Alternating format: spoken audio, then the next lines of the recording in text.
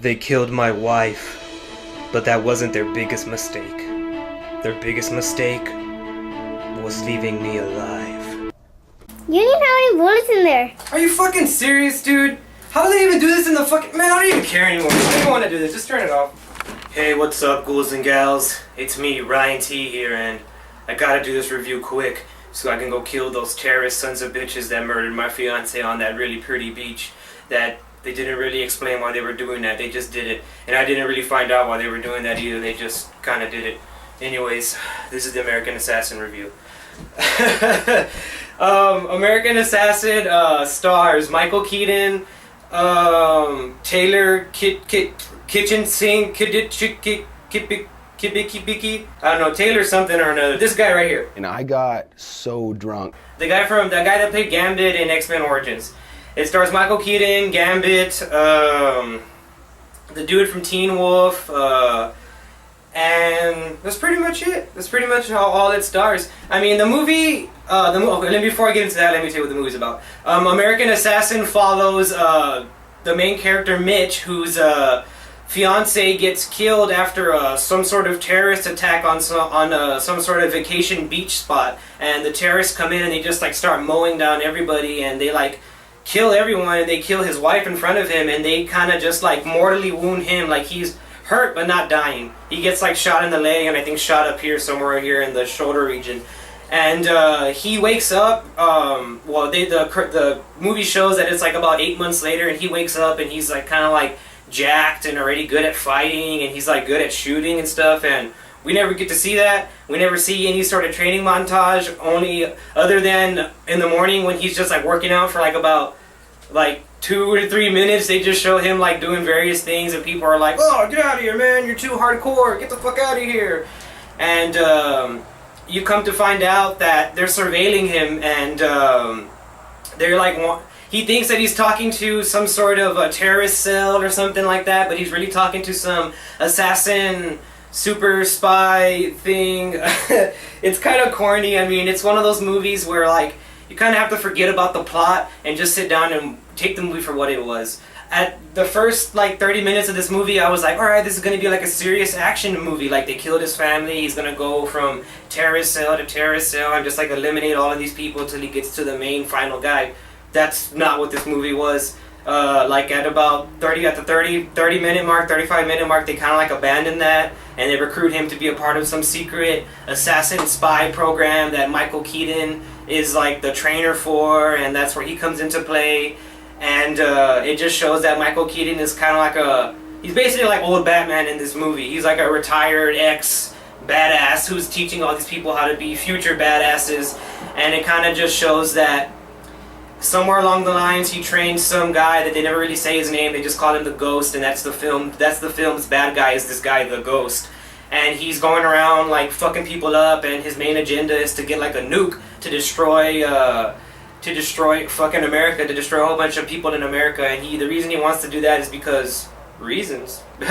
He's kind of like Taylor Kitchen Sink or whatever the hell his name is, plays the bad guy in this movie, and his motivation is it's clear, but it's kind of stupid. Like, he's kind of like, well, you guys lied to me, and you didn't do what you said you were gonna do, so I'm gonna fucking bomb everything. Like, he's kind of like that. Like, he's kind of like whiny a little bit, and he kind of is like acting like a little bitch whenever he encounters Michael Keaton. Like, there's this one scene where like he's torturing Michael Keaton, and he's like, "You did this to me. You made me believe that I was your son, even though I'm not your son." And then Michael Keaton's just like, yeah, whatever. And Michael Keaton's just like a badass, like no matter what. Like in this movie, like they throw corny lines at him and corny scenarios, and he's just like, yeah, whatever, I'm Michael Keaton. Michael Keaton! I'm Batman. Yeah, he's just there like he's in another movie, man. Michael Keaton's like in Jackie Brown Part 2. Like, he's just there chilling, dude. And he's awesome in the movie. In the same scene where they have him held captive, they have Michael Keaton like this, and his arms like in a vice, and he's like, "Hey, come here close to me." And he's like, "Yeah? What's that? Huh? What are you gonna tell me? How I messed up? You gonna tell me how I messed up?" And he gets in like real close, and Michael Keaton's like,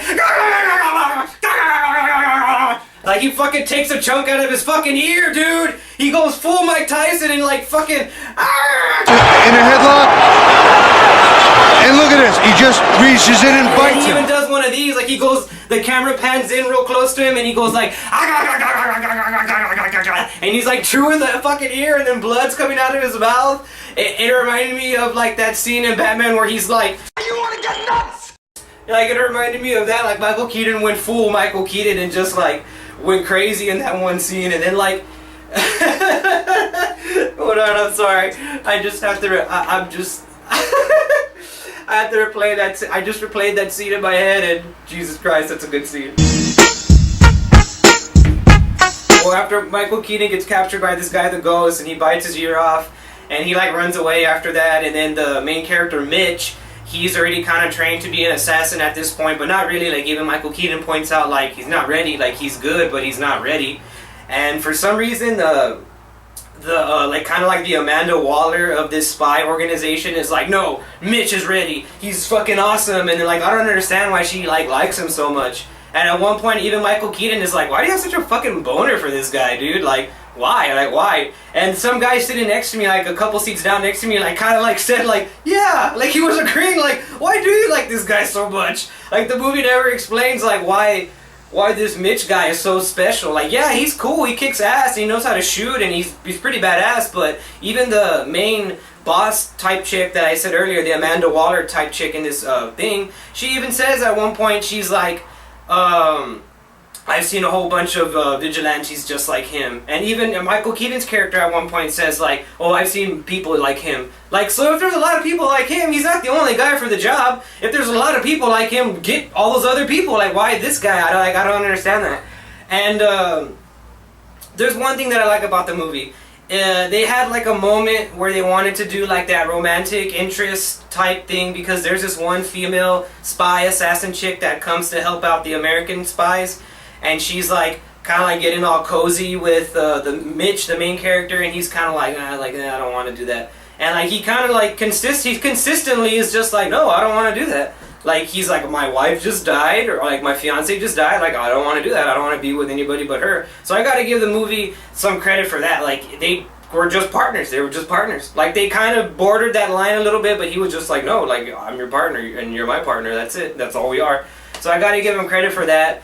And I mean, the action's good. I mean, the fight scenes, I mean, they're a little choppy. They're kind of like a little Born Identity, where it's like, or like they're fighting and everything's moving around, but it's like not that bad. Like it's okay. Like I can see what's going on. Just, I mean, like I said, I mean, you have to just take it for what it is. I mean, it's a cheesy, I mean, semi over the top action movie that's kind of harmless. I mean, it's not hurting anybody. I mean, at the end of the day, I mean, American Assassin is a solid 7 out of 10 movie. That's right, 7 out of 10. And I mean, do I suggest that you go see it? Yeah, fuck it. If you like Michael Keaton and you like action movies, go check this movie out. I mean, other than that, I mean, you're probably gonna need one of these to watch it. But all in all, I mean, like I said, it's a harmless movie. I'm Ryan T, and this is my review of American Assassin, and I am fucking sweating my fucking balls off in here, guys. That boy ain't right. Tune in next time. I'll see you in the next one. Laters.